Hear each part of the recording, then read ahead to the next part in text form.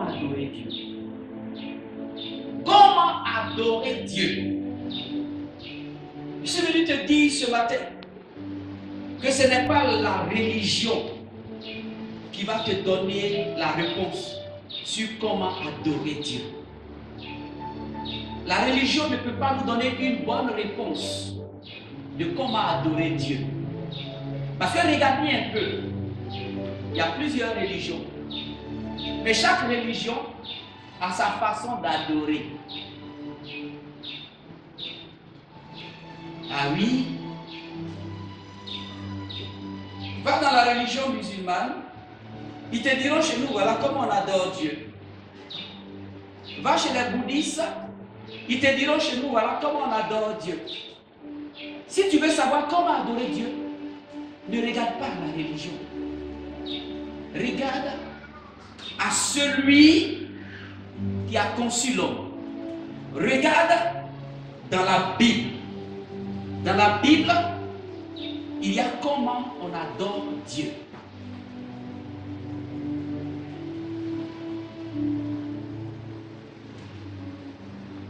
Dans la Bible, il y a la véritable réponse. Si tu veux savoir comment, la bonne façon d'adorer Dieu, interroge la parole de Dieu lui-même. Ne demande pas aux bouddhistes. Ne va pas demander aux musulmans comment adorer Dieu. Ne va même pas demander à aucune autre religion, quelle que soit cette religion, comment adorer Dieu. Mais demande à Dieu comment l'adorer. Et la Bible nous donne une réponse. La parole de Dieu est là. Et il est écrit dans Jean 4, verset 23, que l'heure vient, et elle est déjà là, où les vrais adorateurs adoreront le Père en esprit et en vérité. Jésus lui-même a dit la façon de l'adorer. Et dans ce que le Seigneur a dit de la façon, de la manière de l'adorer, ça ne dépend pas du lieu, ça ne dépend pas de la situation géographique, ça ne dépend même pas, ton adoration ne dépend même pas de l'église que tu fréquentes. Dieu n'a pas parlé d'église dans la façon de l'adorer. Dieu n'a pas parlé de religion dans la façon de l'adorer. Dieu n'a pas parlé d'un quartier dans la façon de l'adorer. Parce que beaucoup de personnes se limitent aujourd'hui à la religion. D'autres pensent que c'est seulement en allant à l'église qu'ils adorent Dieu. Et quand ils ne sont pas en train d'aller à l'église, on ne peut pas adorer Dieu. Je veux te dire ce matin que la parole de Dieu est vraie. Le Seigneur donne une instruction claire. Et Jésus commence par dire que l'heure vient. Et elle est déjà là. Dans ton adoration à Dieu. Si tu veux adorer Dieu de la bonne manière, commence d'abord par le temps, par l'heure. La notion de l'heure qui est indiquée ici, ça veut dire quoi concrètement? L'heure qui est venue et qui est déjà là, ça veut dire que c'est le moment favorable. C'est le moment favorable pour toi de prendre une décision, d'être un vrai adorateur. Et pourquoi c'est le moment favorable? Parce que Jésus a déjà tout accompli pour toi. Parce que Jésus est déjà mort sur la croix. Parce que Jésus est déjà ressuscité. Et encore, parce que Jésus est déjà monté au ciel. Alléluia. Et avant de monter au ciel, il a dit je vais partir. Mais quand je m'en irai, je reviendrai sous une autre forme. C'est le moment favorable.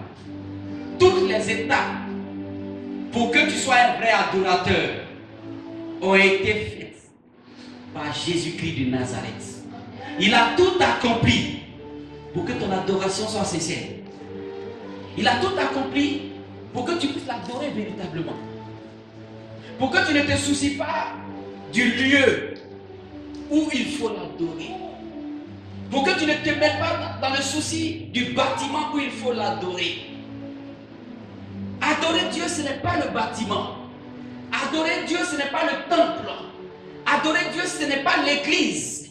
Adorer Dieu, ce n'est pas tout ça. C'est autre chose. D'abord, le moment, c'est le moment favorable. Il y a plusieurs personnes qui se disent, c'est pas encore le moment. Et parfois, on attend d'être marié pour adorer Dieu. Parfois, on attend d'avoir un travail pour adorer Dieu.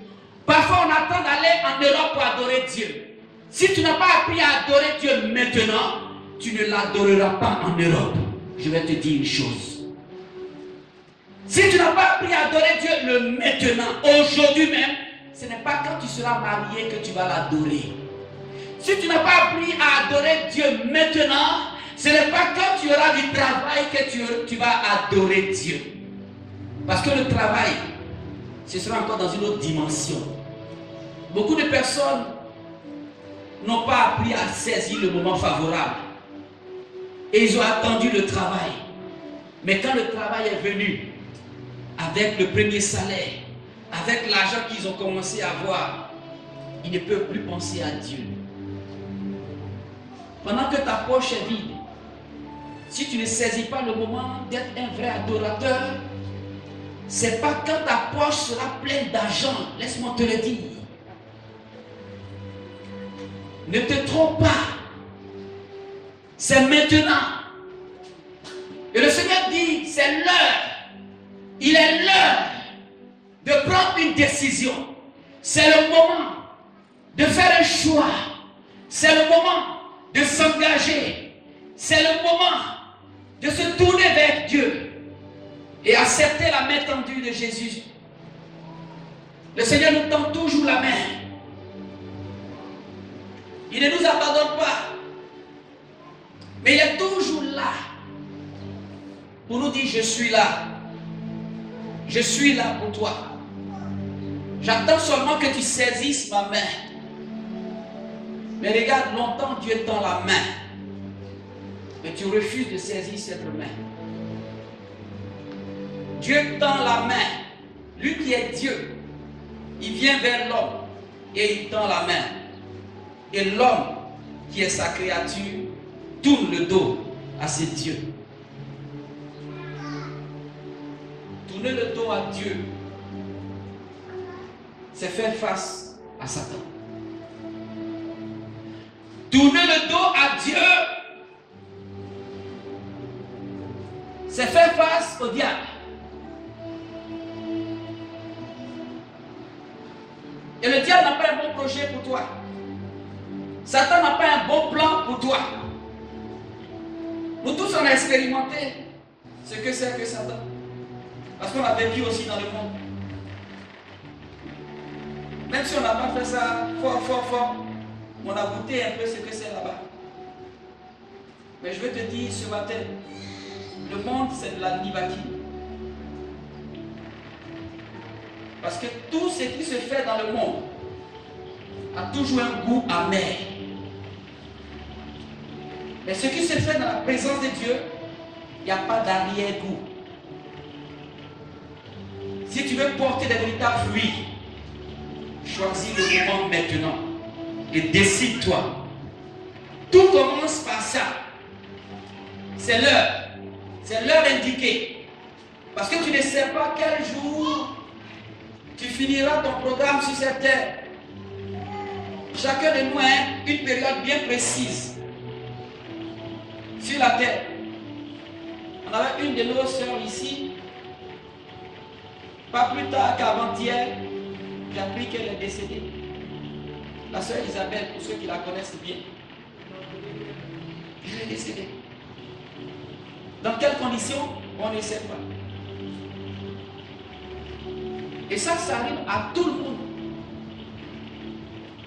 Quand tu ne saisis pas le moment maintenant pour t'engager, quand tu ne saisis pas le moment maintenant pour te tourner vers Dieu, pour dire à Jésus, prends le contrôle de ma vie et fais de ma vie entièrement ce que tu veux, je ne sais pas ce que demain sera fait.